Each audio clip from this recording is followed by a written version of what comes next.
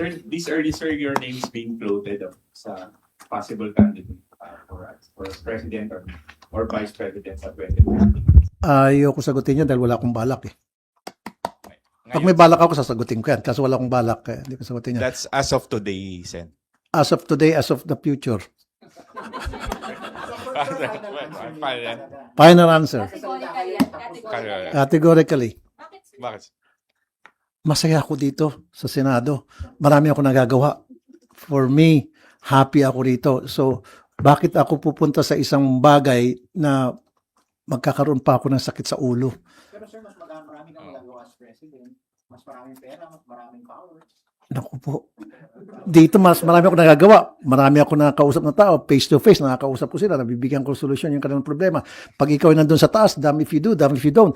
Kung gumawa ka ng tama, mali ka, meron pa rin kukontra sa'yo na mali ka. Hindi ka gumawa, sabihin tamad ka at wala kang pakinabang, etc.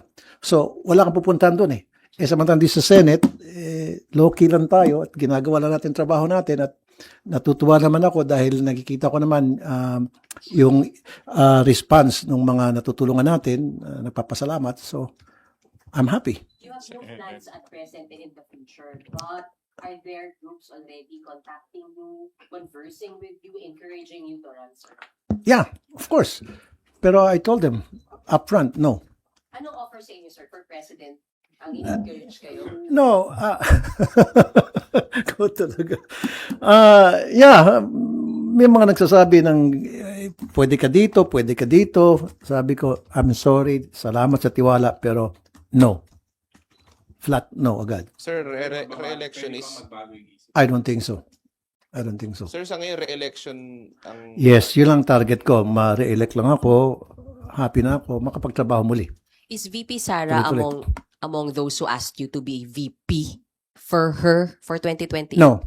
No. VP Sara did not ask you, did Never. not offer you anything, sir. Never. What about President Marcos, sir? Never. Sure. I'm sure. More than sure.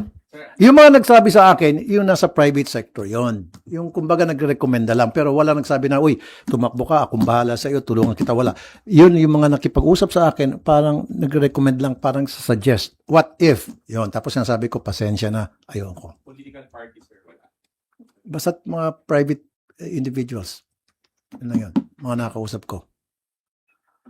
Okay. Kahit pa magkaroon ng signature drive o ano. Kasi marami kasi gumagawa ng... No, wala talaga akong balak. Like I said, I'm very happy dito sa Senado.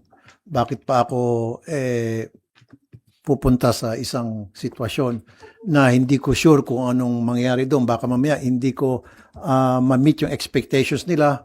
Ayoko naman na pag-retire ko, uga-uga na ako, may sakit ako, nasa kulungan ako. I don't want that to happen to me. Gusto ko pag-retire ko, malakas pa rin ako, nakakapag-bakasyon-bakasyon, maalagaan ko mga apo ko, yung mga ganon. Tama, sir, 2028, you'll be up for re-election. Yes, up for election ako 2028. So that one you can say to us that you will be running for yeah, re-election. of course. Definitely. I will run for re-election. Yan. Itaga nyo sa bato. I will run for re-election sa 2028. As senator. Yun.